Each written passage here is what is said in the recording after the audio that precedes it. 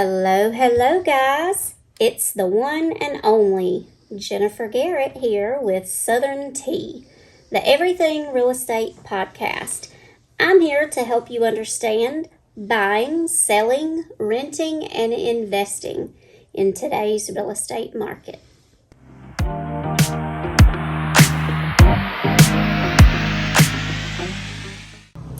Hello, guys. It is time for episode 2 of Southern Tea.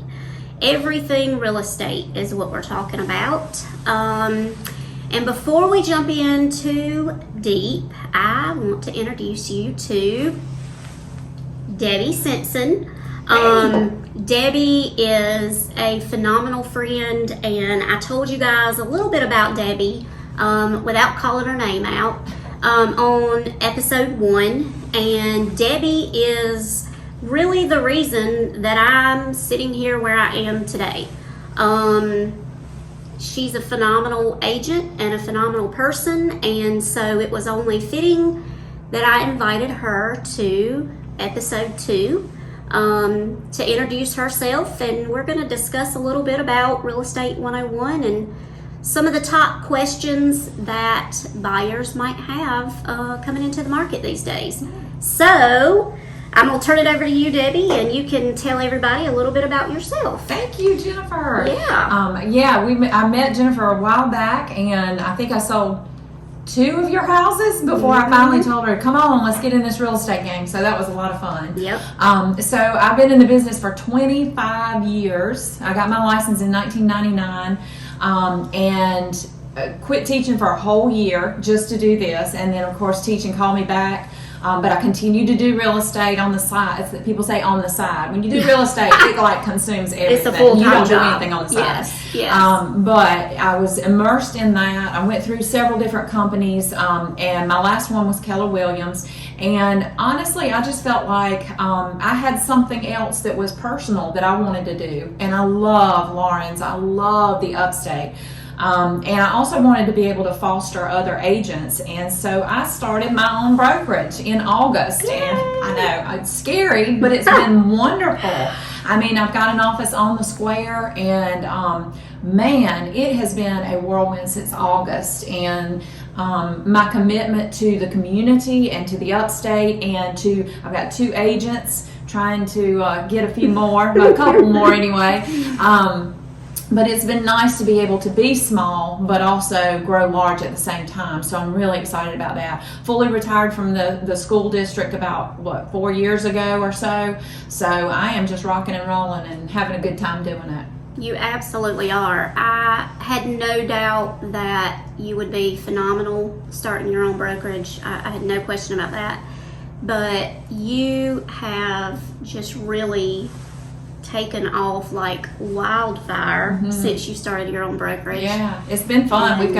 I think I've got 6 closings in the next month and a half. Wow. I mean, what? That's amazing. That is amazing. You know, and I think people can sense that. They are looking for an agent that has that personal touch, that understands the area that they want to be in.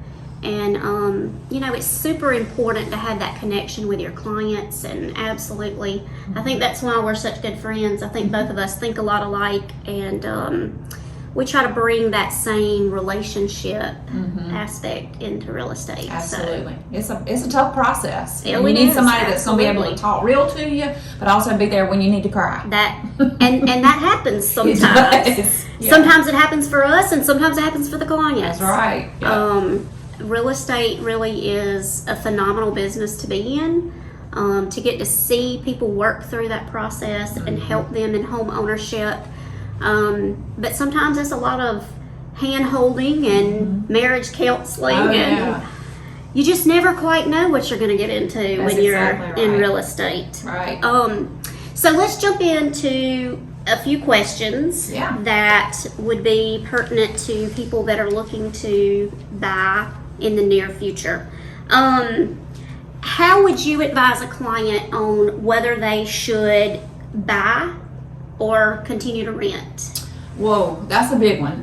It really depends on their individual financial situation. If they have not built up that we call it nest egg, whatever you want to call it, if they have not built up that reserve and they're just saying, well, just pre-qualify me and let me get into a house, that can be disastrous. Yes. So I'm never going to say to somebody, just let's go ahead and buy until we know what the background is. You've got to have about 3 months of expenses. So whatever your expenses happen to be, add those up and then say, okay, I've got to have about 3 months of that somewhere tucked away that I'm not touching, Yeah. The other thing is the down payment. You've got to understand what kind of programs you're going to do and what down payment that's going to require.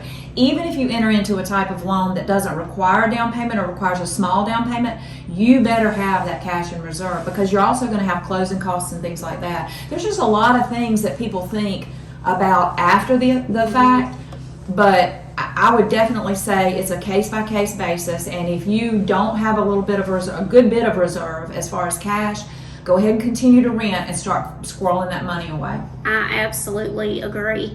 And I think, especially first-time buyers, they don't necessarily realize what those costs look like.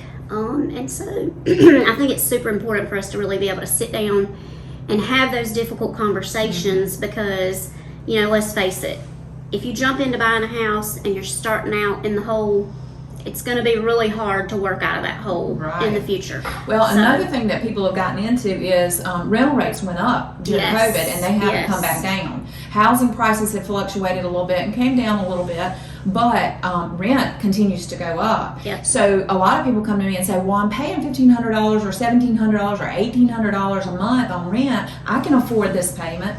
And I think, yeah, you can, but number one, do you qualify with your credit score? And then number two, what about all the other expenses that go along with actually owning a house? Because something's going to break. That's exactly right. And that kind of feeds into something I wanted to talk about as well. I hear a lot of times people ask, what does my credit need to be? How does my credit play into my approval? And what credit score should I really be looking for? So, that's a big question. Lots of things to dissect. Yes, you can very probably get an FHA approval with a credit score of, 620. But that doesn't necessarily mean that this is the time that you should buy. And I think that's important for people to think about. Yeah, the credit score the minimum is 620 for most lenders to get an FHA approval. But you do need to think about, do I have that extra money set aside for things like the down payment? And something that people don't necessarily think about is you're going to have homeowners insurance that's figured into that payment. If you have an FHA loan, you're going to have PMI, A lot of people don't understand that. They don't know what that is. So PMI is private mortgage insurance. And if you're having a lot of those government-backed loans, you're going to be paying PMI for the life of your loan, oftentimes. And if you have a conventional loan, even, you could have it, if you're not putting at least 20% down, then you could also have PMI, and it's up to, this is another thing people don't understand, is that if I have a conventional loan and I haven't put down that 20%, once my house or my equity in the house gets to be just 80%, 20%, then I can have it reappraised, and then I have to apply to do that. I have to send it to the bank and say, hey, here's the new appraisal. My equity in this is at least 20%, and then they can drop that PMI. Right. That's a lot of money. That's a lot of money. And, I think that is something that we really need to be screaming from the rooftops, because you don't want to just go into a house and barely get in by the skin of your teeth. Right. You really need to be prepared, and you need to understand the different types of lending. And, I think it's so important to pair not only with the right realtor, but with the right lender. Oh, yes. I hear all the time, well, I got my approval online at one of these big companies. Well, and that might be perfect, and you might really be approved. Mm-hmm. But you might not really be approved. And you certainly don't want to start going out looking at houses and fall in love with something that you later find out that you can't afford. Yeah. That's super, super difficult. Well, one thing that people do is the lenders may give you a range, or they may give you, you're pre-approved for this amount. I always say, that's great, but let's look below that, because what they're doing is they're pre-approving you a lot of times for like the top end of what it is that you have an opportunity to buy. Right. Just be careful about that. And I think that's a great point. And we recently had a discussion about this. Pre-approval Yes. is very different than pre-qualification. Yes. And so oftentimes people come to me and they say, I've got my pre-qual letter, let's go look at houses. And that's fantastic. But honestly, that doesn't give you enough information. When you get a pre-qualification letter, that is just the most basic form of a letter that they type that really means very little when you get down to the particulars. You really probably need to be trying to pair with a lender that does an actual pre-approval. Yes. Because they've looked at your income, they've looked at your credit score, and that is really a better letter for you to try to obtain, because they've already pulled all your information and they know that yes, in fact, you can afford a house within this range and that range. Right. Well, and another thing that I can add to that, a lot of lenders nowadays are actually underwriting the person before they even go to look for the house, and that is golden. Yes. If I can tell my seller that I have them a buyer that has been underwritten, that means the process now goes with the house. The house just has to pass everything, right, and has to be appraised and all of that. And it cuts the time down and the stress so much. Absolutely. Another thing I'd love to add about this, and I know we're getting kind of off track, but we're talking about some good things. Yeah. So if you are pre-approved and you're looking for a house, please don't make any major purchases. Yes. That skews everything, because Yes. that adds to your debt. And so your debt to income ratio becomes crazy. I mean, I had a client one time who I knew that they were going to get married, and he came to me. We were actually under contract, and his loan was still being processed. And he said, I bought the ring, and I went, oh, does your lender know? And he said, yes, my lender knows. I said, okay, oh my gosh, because that can be huge. Absolutely. And that can really hurt the process. You know, and when people are out looking at homes and they find something and they make their offer, you know, you're envisioning yourself being in that space, and it's tempting to go buy furniture and this and that. But it's so important not to make those big purchases, because really it drastically can affect your debt to income ratio. And you might have qualified last week, but if you run out and buy, you know, a bunch of furniture and put it on your credit card, there's a good possibility you may not qualify this week. Right. So hold off on that excitement. Wait until we get to the closing table, and then you can go furniture shopping or ring shopping. Yep. Let's not do it when we're in the lending process, right, for sure. So let's keep touching on that lending side for a minute. Tell us about down payments. What your experience has been. All right, down payments. I'm going to roll this into another thing that you wanted me to talk about too. Down payments can vary depending on the loan that you're going to get. And I am not a lender, but this is just from my experience and the things I know right now.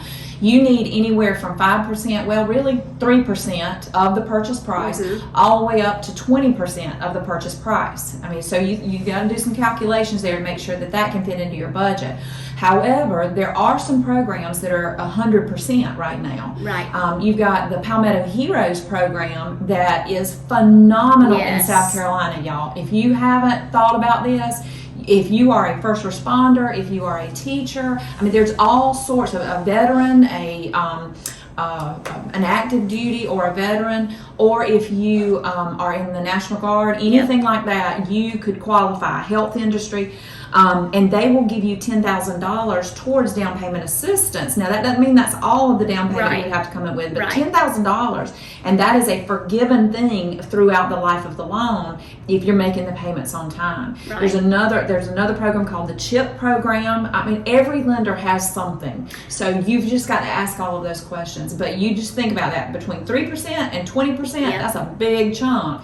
You just got to look at whatever it is that you qualify for. And I think that is a great point that you made. It can vary from lender to lender, and that is why it's so important to find a lender that understands your specific needs and wants.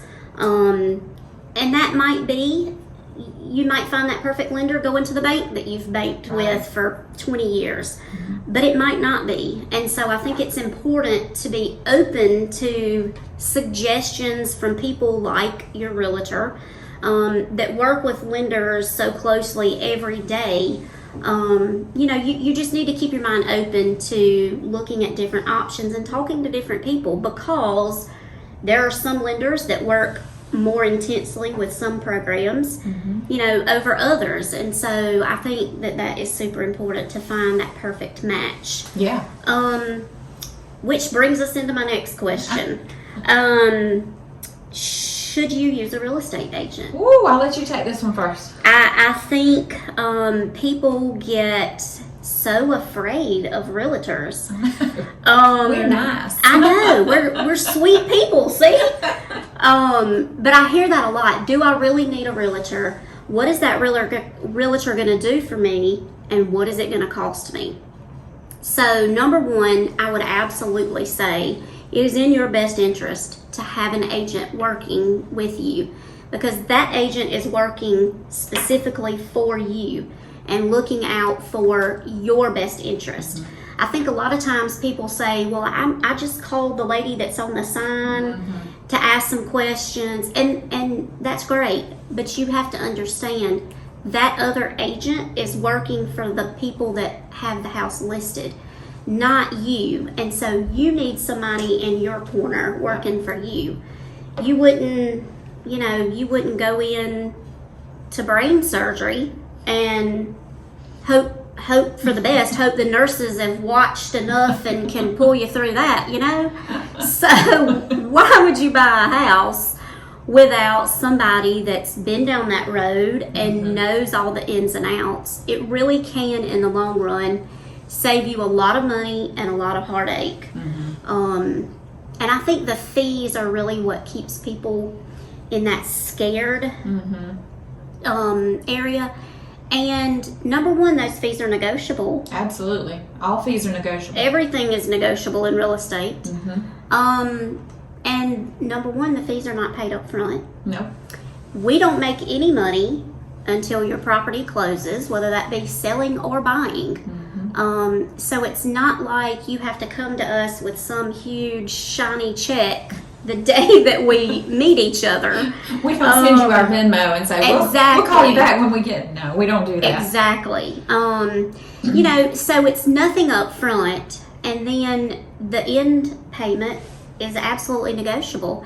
And a lot of times right now, when you make offers, it's absolutely negotiable. It may work out so that the seller of a property is going to pay both of the realtors.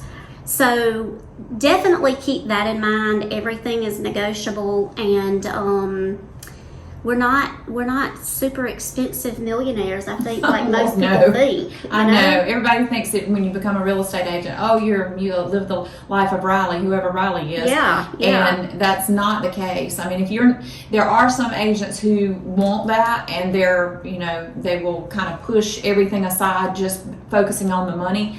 But that's not where we focus. I mean, I'll give you an example. At the last closing table, there were a couple of things that came up, and I leaned over to my seller and I said, by the way, I went ahead and paid for these two things. And he said, well, well, do I pay you back for that? And I said, no, that's on me. Yeah. Now, that's not something I can do always. Right. But it ended up being about $200 out of my pocket. Right. There's a lot of stuff behind the scenes that you don't see that realtors do. So, Absolutely. And just being there for those calls, good or bad, Yeah. to have a relationship with a realtor. Otherwise, you're just fighting that battle on your own. Absolutely. Makes a big difference to have somebody that knows the system and the processes. Yeah.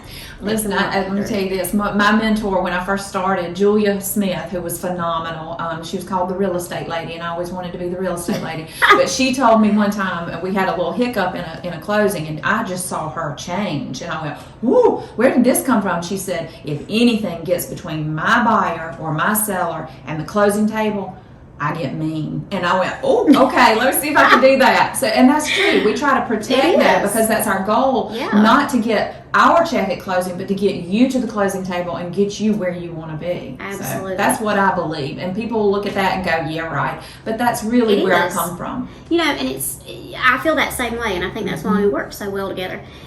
If you have taken time to establish a relationship with the people that you work with, whether that be buyer or seller, you kind of feel like you have skin in the game too. Yeah. You want them to be successful and to be able to sell that home they need to sell or buy that home that they want to buy. Yeah. And so we have those times where we have to get a little scrappy. That's all right. But it's in the best interest of our clients. Yes, absolutely. So it's all worth it. Well, I cannot say thank you enough for joining me today. We'll see you a lot more throughout this podcast process. Absolutely. I'm going to learn how to do it too. I think this is fun. Hey, we can absolutely share this space. I can't imagine anybody I'd like to share it with more. So you're always my go-to for questions or things that I've got to figure out. We call them stupid realtor questions, right? There you go. We got to ask each other questions sometimes. Sometimes you just got to talk through it with somebody that knows to make it make sense. Yeah. So you guys will definitely get to see Debbie a lot more. And I think for our next episode, it would probably be a great idea to have a conversation with a lender that can shed some more light on the lending side, because that is a huge, huge part to home ownership for sure. So I thank you guys for tuning in today, and hopefully the two of us had some great tips and advice that will help you in your home buying process. And until next time, when I have my lender join us, I hope you guys have a fantastic day, and thanks for tuning in to Southern Tea. Have a good day.